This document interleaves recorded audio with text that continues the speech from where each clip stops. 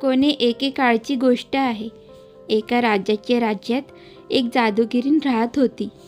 तिचे नाक खूपच लांब होते. एकदा राजाने तिला पाहिले.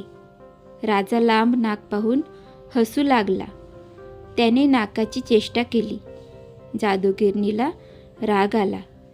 तिने राजाला शाप दिला. तुझ्या घरी जन्माला येणाऱ्या मुलाला लांब नाक असेल. आपले नाक किती लांब आहे हे राजकुमाराला जोपर्यंत कळत नाही तोपर्यंत त्याचे नाक कायम राहील.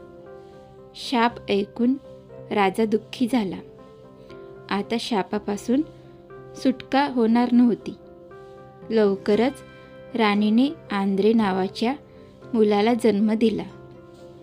तो अत्यंत सुंदर होता, परंतु त्याचे नाक अतिशय लांब होते. त्या नाकामुळे त्याचा अर्धा चेहरा झाकला जायचा. राजाने अनेक उपाय केले, परंतु नाक काही छोटे झाले नाही.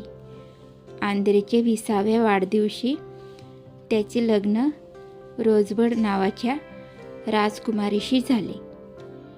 विवाहाच्या दिवशी राजकुमाराला रोजबडचे चुंबन घ्यायचे होते, परंतु नाक लांब असल्याने तो चुंबन घेऊ शकत नव्हता.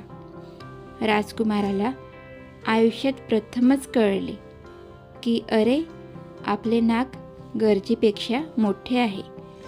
ज्या क्षणी राजकुमाराला हे कळले त्याच क्षणी त्याचे नाक इतरांसारखे झाले. हे पाहून राजा राणी खुश झाले. राजकुमार पत्नीसह आनंदाने राहू लागला. तुम्हाला अशाच नवनवीन गोष्टी ऐकायची असतील तर चॅनलला लाईक करा आणि सबस्क्राईब करा. धन्यवाद.